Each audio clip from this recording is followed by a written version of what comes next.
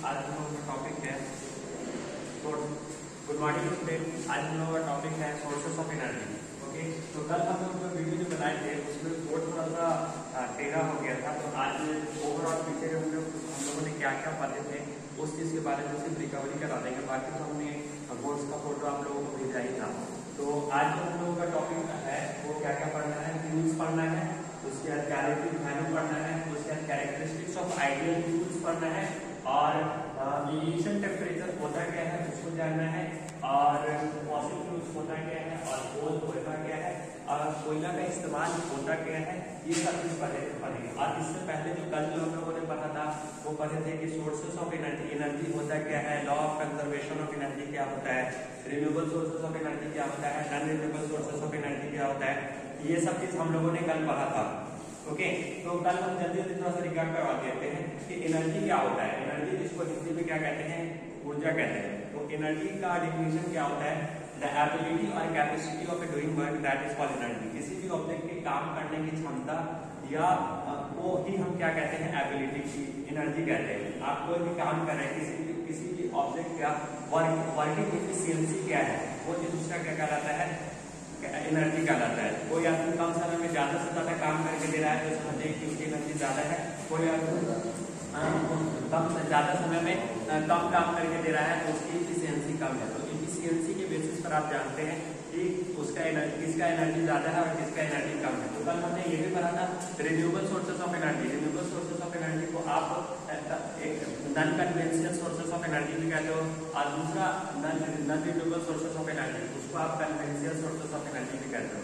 तो non renewable sources of energy में कल हम लोगों ने ये पढ़ा था कि वैसा सोर्सेस ऑफ एनर्जी जो बहुत पुराने समय से इस्तेमाल होता हुआ आ रहा हो और आज भी उस एनर्जी का इस्तेमाल होता हुआ आ रहा हो, ऐसे एनर्जी को हम क्या कहते हैं, non renewable sources of energy. लेकिन non renewable sources of energy जो होता है ये इस तरह का एनर्जी होता है जो एक हमारे नेचर में लिमिटेड क्वांटिटी में होता है। आप उसको अगर वो उस तरह का सोर्सेस ऑफ एनर्जी अगर एक बार में खत्म हो जाता है तो उसकी रिकवरी आप तुरंत नहीं कर सकते हो, तुरंत रिकवर नहीं कर सकते हो।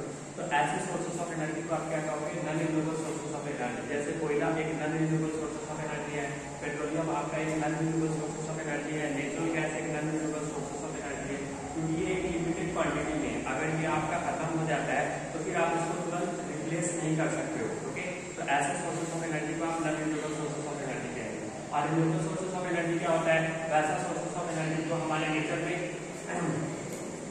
कंटिन्यूअसली इस्तेमाल हो रहा हो, बहुत बार बार इस्तेमाल हो रहा हो, और वो एनर्जी अगर खत्म भी हो जाता है, एक बार में अगर खत्म भी हो जाता है तो उसकी रिकवरी हम तुरंत कर सकते हो या उसकी रिकवरी हम आसानी से कर सकते हो। तो ऐसे सोर्सेस ऑफ एनर्जी को आप रिन्यूएबल सोर्सेस ऑफ एनर्जी कहते हो।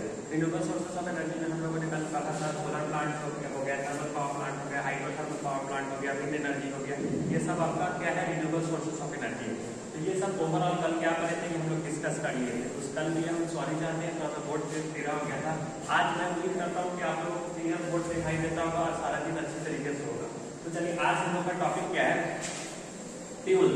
फ्यूल्स को हिंदी में क्या कहते हैं, ईंधन बोलते हैं। ओके, तो ईंधन क्या होता है, तो वैसा मटेरियल जिसको जलाने के बाद हीट प्रोड्यूस होता है उसी को ही हम लोग क्या कहते हैं, फ्यूल्स कहते हैं। आप ये नहीं बोल सकते हो कि वैसा मटेरियल जिसको जलाने के बाद हीट और लाइट प्रोड्यूस होता है उसको हम फ्यूल्स कहते हैं। हाँ, कुछ फ्यूल्स को जलाने के बाद हीट प्रोड्यूस होता है, लाइट प्रोड्यूस होता है, लेकिन कुछ फ्यूल्स में क्या होते हैं कि हीट प्रोड्यूस होता है लेकिन लाइट नहीं। जैसे आप घर में एलपीजी गैस सिलेंडर जलाओगे, रात में अगर किचन में लाइट चली गई तो क्या गैस सिलेंडर एलपीजी से जो फायर निकलता है क्या उस फायर से पूरा किचन में क्या रोशनी हो जाएगा, क्या नहीं होगा। तो आपको सही तरीके से बोलना क्या सही रहेगा कि वैसा मटेरियल जिसको हम बर्निंग करें और बर्निंग करने के बाद हीट एनर्जी प्रोड्यूस हो तो उसको हम क्या कहेंगे, फ्यूल्स कहेंगे। तो इसीलिए हमने फ्यूल्स का डेफिनेशन क्या लिखा है, the materials which are burns to produce heat energy are known as fuels. वैसा मटेरियल जो जलने के बाद हीट एनर्जी प्रोड्यूस करता है उसको हम क्या कहते हैं, फ्यूल्स कहते हैं।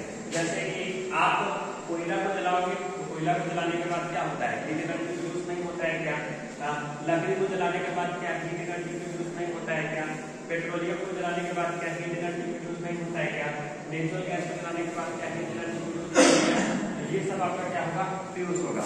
तो फ्यूल्स आप जानते हैं कि हमारे रिलेटिव क्या है, कैलोरीफिक वैल्यू होता क्या है। देखिए कैलोरीफिक वैल्यू उसको कहते हैं कि जब किसी यूनिट मास ऑफ फ्यूल्स को जब आप बर्निंग करो, जलाओ, तो जलाने के बाद जितना हीट एनर्जी प्रोड्यूस हो वही उस मटेरियल्स का क्या कहलाता है, कैलोरीफिक वैल्यू कहलाता है। अब यूनिट मास में कुछ भी हो सकता है, या तो 1 ग्राम ऑफ फ्यूल्स भी हो सकता है या 1 kg ऑफ फ्यूल्स भी हो सकता है। तो मेरे पास कुछ डेटा है वो 1 ग्राम्स में है, आप 1 kg में भी निकाल सकते हो। तो अगर 1 ग्राम मान लेते हैं कि कोयला को आप मेजरमेंट करो और 1 ग्राम ऑफ कोल ले लो, ओके, तो 1 ग्राम ऑफ कोल्स अगर लोगे तो उससे जो हीट एनर्जी जो प्रोड्यूस होता है वो 25 to 30 kilo joule heat energy produce होता है। तो कोयला का जो कैलोरीफिक वैल्यू होगा वो 1 ग्राम में उसका कैलोरीफिक वैल्यू कितना हो जाएगा, 25 to 30 किलो जूल हो जाएगा।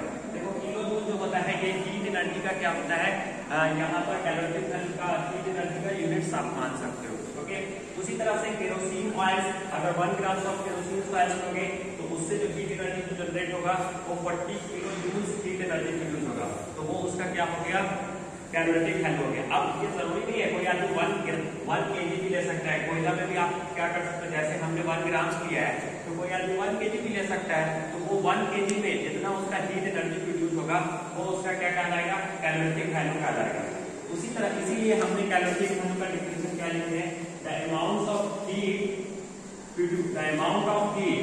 Produce by burning a unit mass. Unit mass का मतलब या तो 1 kg ऑफ फ्यूल्स आ सकता है या 1 ग्राम ऑफ फ्यूल्स आ सकता है, इसीलिए हमने यूनिट मास लिखाया है।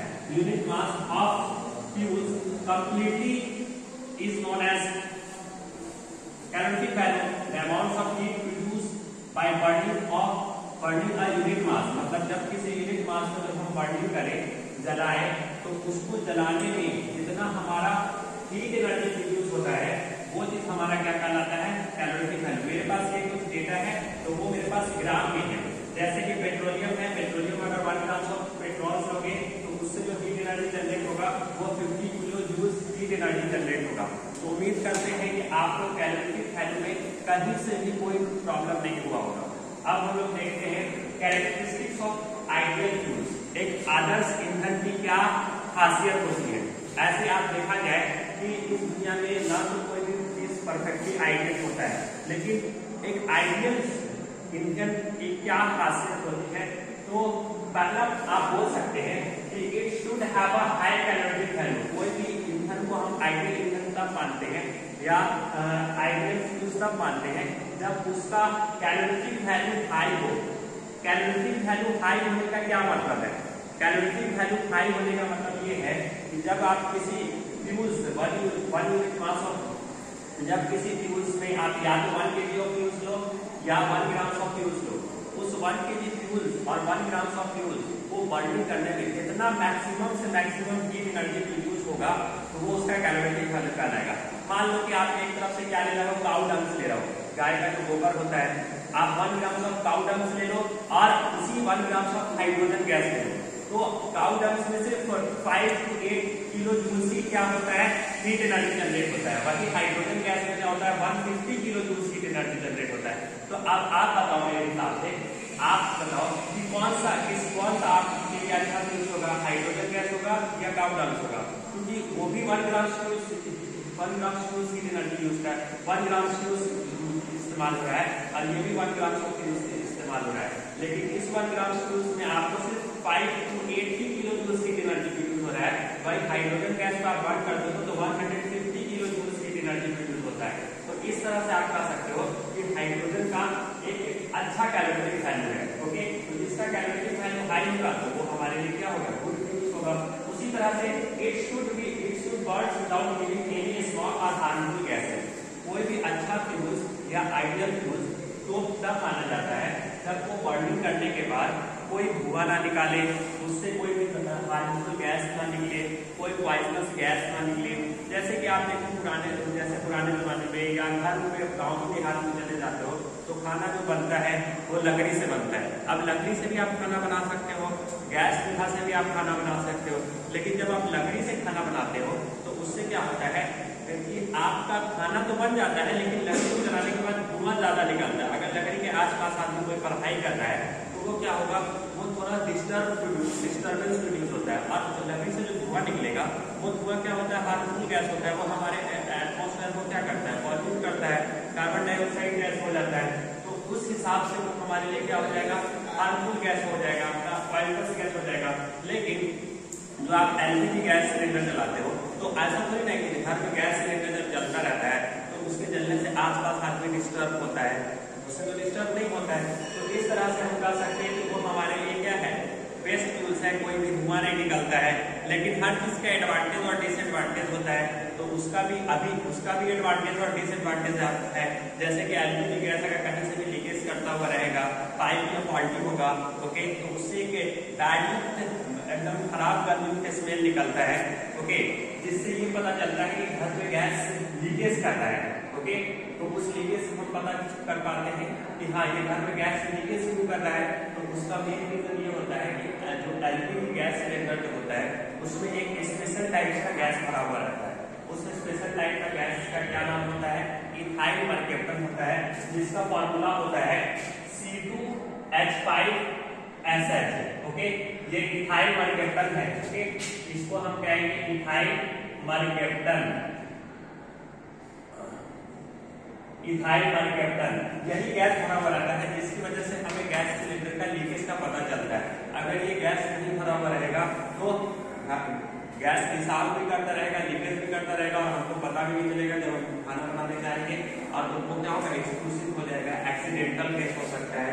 तो वो उस केस में हमारे लिए क्या है, एलपीजी गैस क्या है, बहुत बड़ा डिसएडवांटेज है, ओके। तो उसी तरह से आप ये देखिए, it should have proper ignition temperature. एक अच्छे से उसकी क्या खासियत होती है कि उसका इग्निशन टेम्परेचर प्रॉपर होना चाहिए। अब इग्निशन टेम्परेचर क्या होता है, वह मिनिमम से मिनिमम टेम्परेचर या वह लोएस्ट से लोएस्ट टेम्परेचर जिसमें किसी सब्सटेंस को बर्निंग करने के लिए या जलने के लिए जितना मिनिमम टेम्परेचर की जरूरत होती है वही उस मटेरियल्स का या उस सब्सटेंस का इग्निशन टेम्परेचर कहलाता है। मतलब इग्निशन टेम्परेचर क्या है, किसी सब्सटेंस का वह न्यूनतम से न्यूनतम टेम्परेचर ताप जिसमें कोई सब्सटेंस जलना स्टार्ट कर दे, जलना शुरू कर दे, तो वो उसका क्या कहलाता है, इग्निशन टेम्परेचर कहलाता है। जैसे पेपर का इग्निशन टेम्परेचर कितना होता है, 233 डिग्री सेल्सियस। इसका मतलब ये हुआ कि पेपर को बर्निंग करने के लिए मिनिमम से मिनिमम कितना टेम्परेचर चाहिए, 233 डिग्री सेल्सियस चाहिए, तब वो पेपर क्या होगा, आसानी से जल जाएगा। उसी तरह से लकड़ी का इग्निशन टेम्परेचर कितना होता है, 300 डिग्री सेल्सियस से 350 डिग्री सेल्सियस। मतलब मिनिमम टेम्परेचर उतना के बीच में लकड़ी को चाहिए तभी वो बर्निंग करना स्टार्ट करेगा। उससे कम टेम्परेचर मिला तो वो बर्निंग नहीं करेगा। तो इस तरह से इसका क्या होगा, इग्निशन टेम्परेचर होगा। पेट्रोलियम का उसी तरीके से 200 डिग्री सेल्सियस से 300 डिग्री सेल्सियस है। तो मतलब उससे कम टेम्परेचर अगर आप लोगे तो वो बर्निंग करना स्टार्ट नहीं करेगा। इसीलिए देख लो हमारे डे टू डे लाइफ में अलग अलग तरह के फ्यूल्स होते हैं। कुछ फ्यूल्स क्या होते हैं, जल्दी बर्न कर जाते हैं, कुछ फ्यूल्स क्या होते हैं, काफी टाइम लगाते हैं बर्निंग करने के लिए। उसका क्या मेन रीजन है, उसका मेन रीजन है इग्निशन टेम्परेचर। क्योंकि किसी का इग्निशन टेम्परेचर कम होता है और किसी का इग्निशन टेम्परेचर ज्यादा होता है। जिसका कम इग्निशन टेम्परेचर होगा वो मिनिमम टेम्परेचर जितना उसका रिक्वायर्ड टेम्परेचर है वो कम मिलेगा और वो बर्निंग करना स्टार्ट करेगा। किसी का इग्निशन टेम्परेचर ज्यादा होगा तो उसको हाईएस्ट टेम्परेचर चाहिए, तब जाकर वो बर्निंग करना स्टार्ट होता है, ओके। तो इग्निशन टेम्परेचर हमें लगता है कि आप लोगों को अच्छी तरीके से समझ में आ गया होगा, ओके। तो इसीलिए कोई भी अच्छा फ्यूज होने के लिए क्या खासियत है कि उसका इग्निशन टेम्परेचर भी क्या होना चाहिए, हाई होना चाहिए, okay. It should B have proper ignition temperature. Proper ignition temperature का मतलब ना तो सबसे ज्यादा कम होना चाहिए ना सबसे ज्यादा होना चाहिए, ऑन एन एवरेज रहना चाहिए, मीडियम टाइप का रहना चाहिए, okay. It should be cheap and easily available, okay. वो आसान, वो सस्ता, अच्छे से उसकी क्या खासियत होती है कि वो सस्ता होना चाहिए और वो आसानी से हमें क्या होना चाहिए, अवेलेबल हो जाना चाहिए, उपस्थित हो जाना चाहिए, आसानी से मिल जाना चाहिए, ओके। इग्निशन टेम्परेचर देखो हमने ये लिखा है कि प्रॉपर इग्निशन टेम्परेचर कहने का क्या मतलब है। प्रॉपर इग्निशन टेम्परेचर अगर मान लेते हैं कि क्विकली बर्न कर जाएगा तो वो भी क्या हो सकता है, एक्सीडेंटल हो सकता है, हो सकता है, तुरंत में आग लग सकता है और काफी टाइम लगेगा तो भी हमारे लिए दिक्कत है। अब हम बैठे रहेंगे किसी चीज को बर्निंग करने में काफी, तो इसीलिए ऑन एन एवरेज होना चाहिए, ना तो ज्यादा होना चाहिए ना तो कम होना चाहिए। उसी तरह से it should be easy to handle, safe and transport and convect store. अच्छे से हैंडलिंग कर सके, आसानी से सही तरीके से ट्रांसपोर्ट कर सके एक जगह से दूसरी जगह, और उसको हम आसानी से स्टोर कर सके। ये खासियत होती है एक अच्छे फ्यूल की। अब देखिए इग्निशन टेम्परेचर क्या है, तो इसीलिए हम उसका डेफिनेशन क्या लिखना है, the minimum temperature required to burn to any substance is called ignition temperature. वह न्यूनतम टेम्परेचर या वह मिनिमम से मिनिमम टेम्परेचर जिसमें कोई सब्सटेंस वो जरूरत पड़ती है बर्निंग करने के लिए, जलने के लिए, तो वही इसका क्या कहलाएगा, इग्निशन टेम्परेचर कहलाएगा। और इग्निशन टेम्परेचर क्या है वो ऑलरेडी आप लोगों को पता है।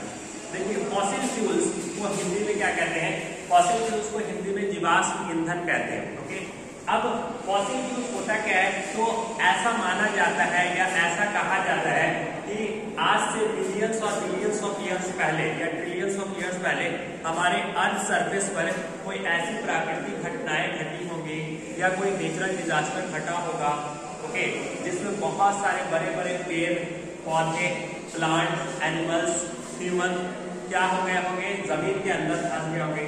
आपको पता होना चाहिए कि नेचुरल डिजास्टर क्या क्या होता है। नेचुरल डिजास्टर आपका फ्लड्स होता है, नेचुरल डिजास्टर आपका वॉल्केनिक इरप्शन होता है, नेचुरल डिजास्टर आपका जैसे भूकंप हो गया, ज्वालामुखी हो गया, ओके, ये सब आपके नेचुरल डिजास्टर में आते हैं। ओके, तो इस तरह की कोई घटना घटी होगी जिसमें बड़े बड़े पेड़ पौधे, छोटे छोटे पेड़ पौधे, जानवर, इंसान सब जमीन के अंदर फंस गए होंगे और लाखों करोड़ों वर्ष तक जमीन के अंदर दबे रहने के कारण, प्रेशर उसको ज्यादा मिल पाने के कारण, टेम्परेचर ज्यादा रहने के कारण, सनलाइट की रोशनी प्रॉपर ना मिल पाने के कारण ये क्या चीज बदल गए होंगे, फ्यूल्स के रूप में बदल गए होंगे।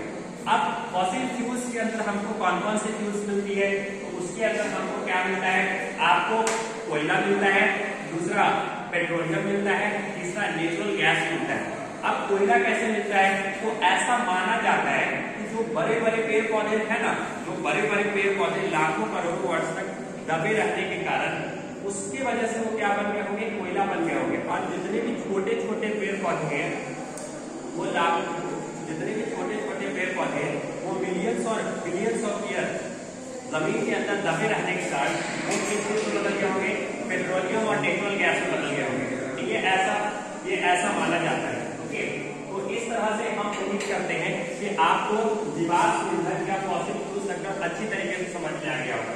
इसीलिए हमने फॉसिल फ्यूल्स का डेफिनेशन क्या लिखा है, ए नेचुरल फ्यूल्स, ये एक तरह का प्राकृतिक फ्यूल्स है, form deep under the earth from prehistoric ages of all living organism, plants and animals called fuels, fossil fuels. जिससे कहने का मतलब ये है कि एक तरह का प्राकृतिक फ्यूल्स है जो कि हमारे अर्थ सरफेस के अंदर लाखों करोड़ों या मिलियंस और बिलियंस ऑफ ईयर्स तक जितने भी लिविंग ऑर्गेनिज्म या डेड ऑर्गेनिज्म जमीन के अंदर दबे रहते हैं।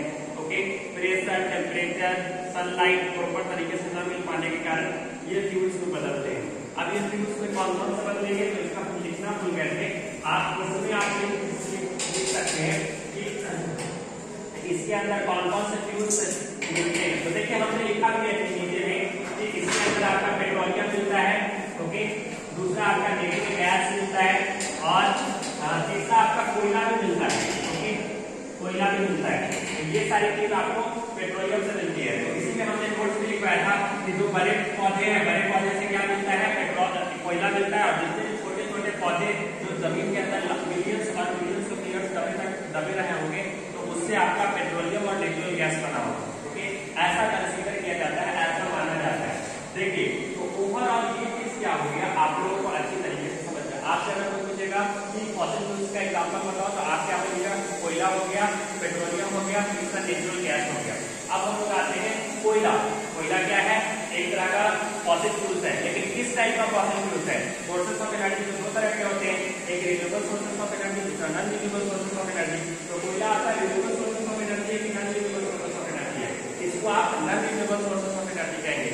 और यदि non renewable sources of energy का दूसरा नाम क्या है, दूसरा नाम है कन्वेंशनल सोर्सेस ऑफ एनर्जी। अगर एग्जाम में सपोज दैट आप कोई एग्जाम देते हो, उसमें अगर non renewable sources of energy ना बोलकर सीधे बोलते कि कन्वेंशनल सोर्सेस ऑफ एनर्जी, तो आपको घबराना चाहिए। आपको ये समझना है conventional sources of energy, it means that कोयला is non conventional sources of energy, it means that non renewable sources of energy. मतलब कोयला एक कोयला को हम ऐसे बोल सकते हैं, कोयला एक कन्वेंशनल सोर्सेस ऑफ एनर्जी है, कोयला एक non renewable sources of energy है। और यही फॉसिल फ्यूल्स का भी एग्जांपल है, क्योंकि फॉसिल फ्यूल्स के ही तो आपको कोयला मिलता है। ओके, चलिए अब कोयला का डिफिनेशन क्या होता है कि कोल इज ए कोयला का इंग्लिश में क्या बोलते हैं, कोल बोलते हैं। Coal is a complex mixture of compound. तो कोयला क्या है, ये एक तरह का कॉम्प्लेक्स मिक्सचर है अलग अलग तरह के कंपाउंड। इसमें कौन कौन से चीज आपको देखने को मिलते हैं, कार्बन देखने को मिलता है, हाइड्रोजन देखने को मिलता है, ऑक्सीजन देखने को मिलता है, और कुछ इसके अंदर फ्री कार्बन भी मौजूद रहते हैं। फ्री कार्बन के रूप में कौन कौन से चीज रहते हैं, फ्री कार्बन भी रहते हैं, और स्मॉल अमाउंट्स में आपके क्या रहते हैं, नाइट्रोजन मौजूद रहते हैं, कुछ सल्फर के कंपाउंड्स मौजूद रहते हैं। ओके, ये सब चीज मौजूद रहते हैं। तो अगर आपको कोयला के बारे में पूछा जाएगा तो क्या बोलोगे, इसकी ये मिक्सचर है किस चीज का, तो इसके अंदर मिक्सचर होता है किस चीज का, कार्बन का मिक्सचर रहता है, ऑक्सीजन का मिक्सचर रहता है, कुछ स्मॉल अमाउंट्स में आपके क्या होते हैं, नाइट्रोजन होते हैं, और सल्फर के कंपाउंड्स होते हैं। तो ये चीज क्या कहलाता है, आपका कोयला बनता है। और कोयला का इस्तेमाल कैसे होता है वो हम लोग देख लेते हैं। देखिए कोयला का जो इस्तेमाल होता है, इसका इस्तेमाल होता है, सबसे पहले तो कोयला का इस्तेमाल आप जान लीजिए, आप मुजफ्फरपुर में काटी थर्मल पावर प्लांट देखे होंगे। ओके, काटी थर्मल पावर प्लांट में इलेक्ट्रिसिटी जो जनरेट होता है वो कैसे जनरेट होता है, कोयला और पानी का इस्तेमाल करके जनरेट होता है। अगर आपसे कोई पूछेगा कि कोयला और पानी से का इस्तेमाल करके इलेक्ट्रिसिटी कैसे जनरेट होता है थर्मल पावर प्लांट में, तो आप बोलिएगा कि वहां पर पहले वाटर को स्टोर किया जाता है।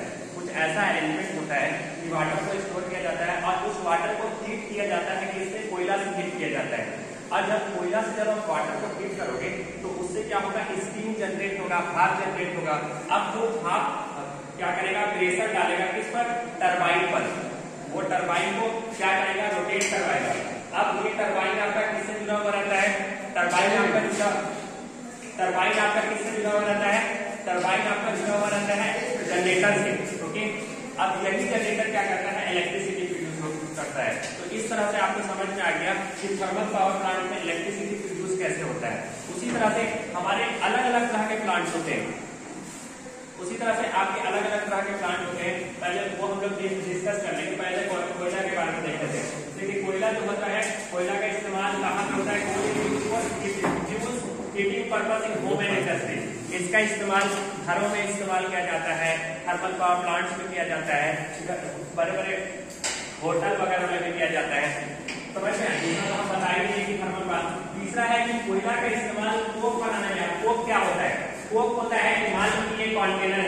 ओके, ये इस तरह का कंटेनर है, इस कंटेनर में आपने क्या रखा है, कोयला रखे हुए हैं।